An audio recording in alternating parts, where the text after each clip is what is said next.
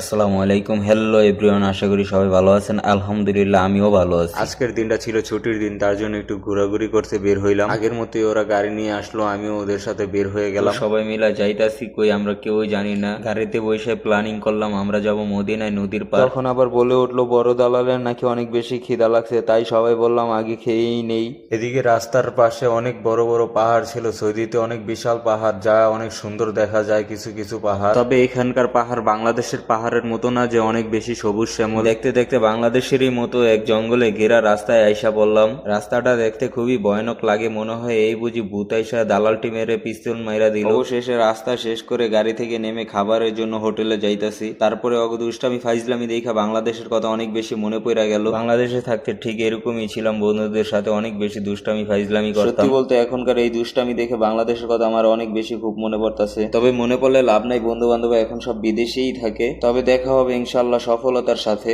এখানে একটা হোটেল আছে, যে হোটেলের খাবারটা অনেক মজাই লাগে। তো আয়া পড়ছি হোটেলে, আয়া দেখি যেটা খাইতে আইছি ওইটাই নাইগা। খাইতে আইছিলাম গিরিল, আয়া দেখি গিরিলের মেশিনই ফাঁকা। বিশেষ করে বড় দালাল চাইছিল গিরিল খাইতে, কিন্তু বড় দালালের আর গিরিল খাওয়া হইলো না। রিজিকটা হইছে বড় জিনিস, রিজিকে না থাকলে আমরা যতই কোনো কিছু করি কোনো লাভ হইব না। গিরিল না পাই হালিম নিলাম, হালিমের সাথে কিছু রুটিও নিলাম। খাওয়ার সময় দিকে একটু ভিডিও করলাম। জনি সিং কইতাছে কইস, তার মানে জনি সিং এর কাছে অনেক বেশি ভালো লাগতেছে বলে। ছোট দালালও কইলো ওর কাছে একটু মোটামুটি ভালোই লাগতাছে। তারপর ক্যামেরাটা আমার দিকে একটু ঘুরায় নিলাম, দেখি কিরকম লাগে আমারে। এদিকে বড় দালাল ভাইয়ের মন খারাপ, কারণ সে গিরিল খাইতে পারলো না। তারপর আমিও একটু নিলাম, টেস্ট করলাম, মোটামুটি ভালোই ছিল। তবে দালালের জন্য একটু মনটা খারাপই, কারণ দালালে গিরিল খাইতে পারলো না। খাওয়া দাওয়া শেষ করলাম, এদিকে দালালরা সবাই চা নিল, আমিও চা নিলাম। সামনে যেটা আছে এটা বহুত বড় এক লুচ্চা। আমার এক সাইডে আছে দালাল, আরেক সাইডে আছে জনি সিং। এই কারণে আমি আছি অনেক বিপদে, কারণ ওরা ইসরায়েল ইরানের মতো যুদ্ধ শুরু করে দেয় যে কোনো সময়তে। আলহামদুলিল্লাহ খাবার খাওয়া শেষ করলাম। তবে আমরা যে জায়গায় যাবো সঠিকভাবে ওই জায়গার নামও জানি না। খাবার শেষ করে আমরা সবাই আবার রওনা হয়ে গেলাম। তবে এটাই শুধু জানি মদিনায় নদীর পার।